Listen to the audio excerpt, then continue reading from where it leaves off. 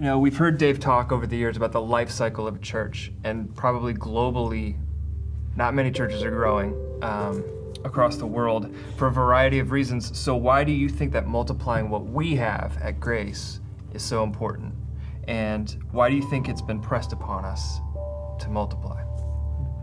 So for me, I mean, how has Grace Church impacted me and my family?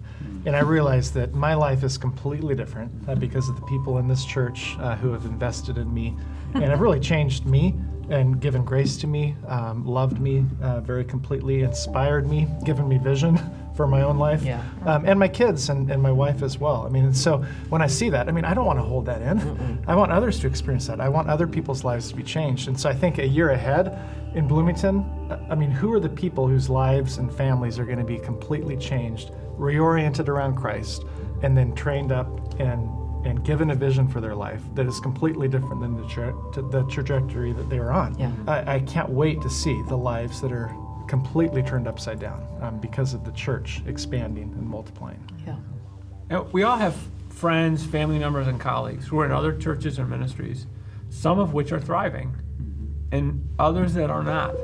And so to be a part of that thriving environment where the kingdom breaks into communities and places that wouldn't have happened if we didn't think beyond this place, this time. It pushes us to pray differently, to think differently, to raise leaders and to go, and it just enhances our impact in spaces that push us to think rather than just kind of settling in.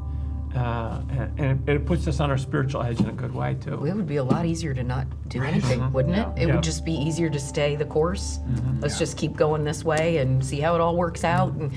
And yet we call our people individually, we've used that phrase for years, be brave, not safe.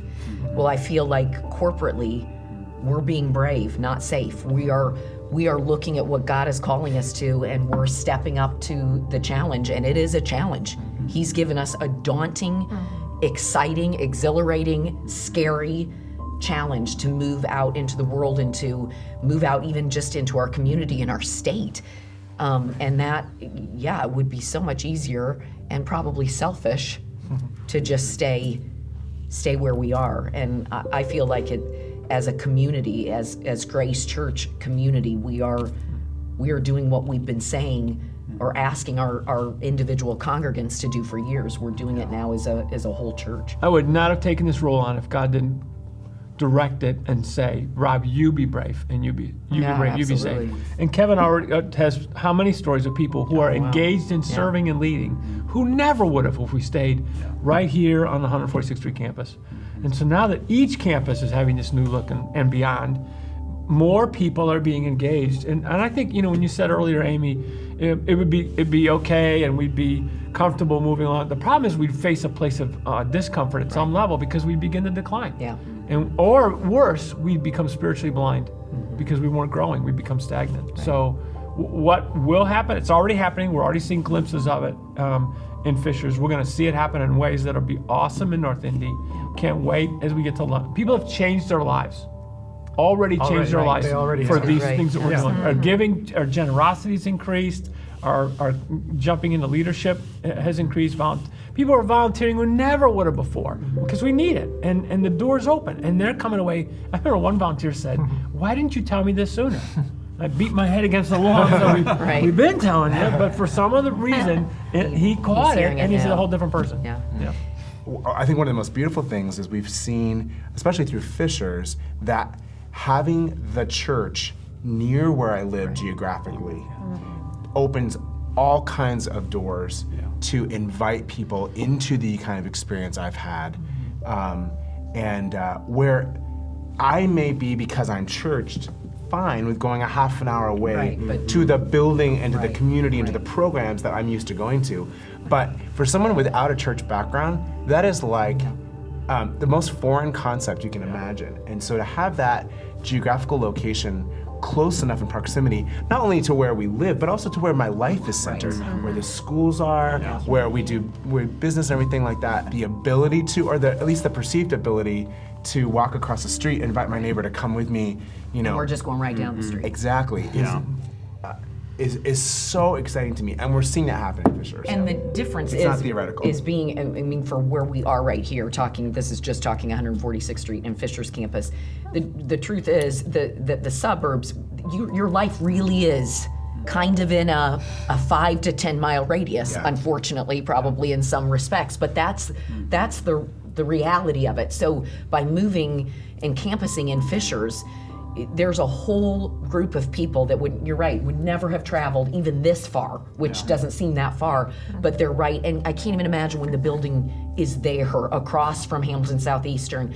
I can't even imagine what is going to happen in the community there. And North Indy's going to be a whole different way and different thing. But I can't even imagine what the presence of Grace Church. Can't wait. Yeah, I mean, it really does make me want to cry thinking of that little area right there. I taught at North Central for a year.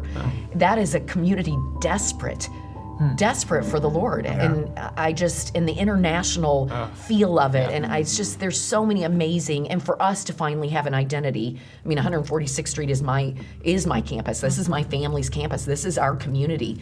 And with 4 kids, I know this community really well. I am so excited for us to have an identity here, for us to know who we are in the midst of all the other campuses and plants, and it's super exciting to see how God is already moving. The story that I hear over and over again, there's probably 2 parts to it. One is my friend invited me, and I live down the street. You know, I was driving by, and I live in the neighborhood, or my friend invited me.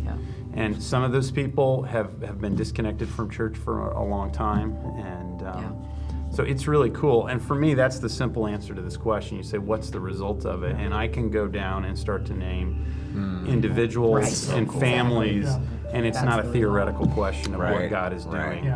There's people we would not have reached if we hadn't taken the risk and stepped out in faith. And it was a risk, but that same thing will be North Indy, Bloomington, and London, Amen. which is incredible. Vigorous church multiplication. By now, most of you are familiar with Regenerate, our effort to multiply Grace Church locally, statewide, and around the world. Regenerate includes a campus planting strategy, one church, multiplications. To date, we have 2 campuses. 146th Street is a campus, and Fishers, of course, is a campus. And we have a 3rd one on deck, and we're going to talk about that in a minute. The Fishers campus. We are in the process of building the new building. It will roughly double our capacity to serve adults, students, and kids. Right now, we have 400 cramped seats. It will expand to 750 appropriately spaced seats. It will give us a 24/7 presence in the heart of Fishers. You could see that it's already under construction, within a mile of almost 4,000 students. We are already building bridges in the schools with city leaders and other churches to discover our part in bringing hope and healing through Jesus to the community of Fishers. So that's the Fishers campus. The 146th Street campus, the one we're sitting in right now. Similarly, this campus, listen carefully, has the opportunity to deeply impact 3 cities that this campus adjoins: Noblesville, Carmel, and Westfield. You know, we talk about the Fishers campus. It's easy to identify what city they're going to impact. Fishers. But this church sits within feet of the intersection of 3 significant central Indiana cities: Westfield, Carmel, and Noblesville. It's this campus's responsibility.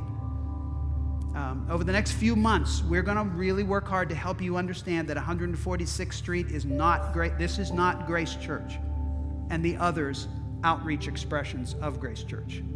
This is a campus, as Fishers is a campus, and North Indy will be a campus, which takes me to the campus that's on deck, North Indy. As of now, we have a building on Westfield Boulevard in the north side of Indy.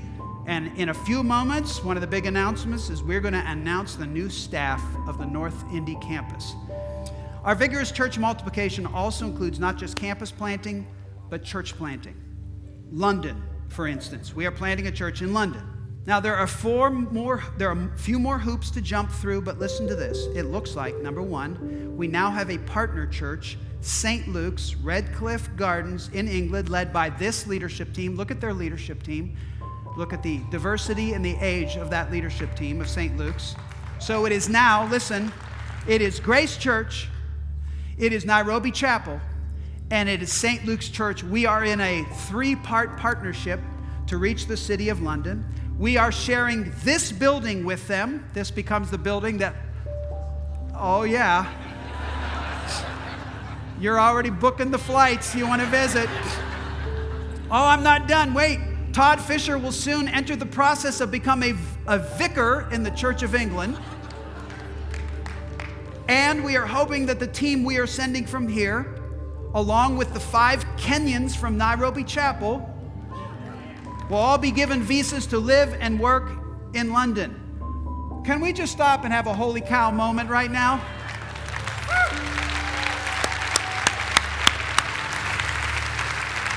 Did you know we're planting a church in Bloomington? All right. Craig Knisley, our lead pastor, has met with a number of people in Bloomington who are excited about the vision, and several have already indicated they want to be a part of the launch team. Craig and Nikki, along with John and Marissa Crawford, will be moving to Bloomington in June. The big work over the next 5 months will be to raise up a group of families from Grace who will be part of the launch team for this new church. We are praying for 12 families from Grace to be part of that launch team in Bloomington, Indiana.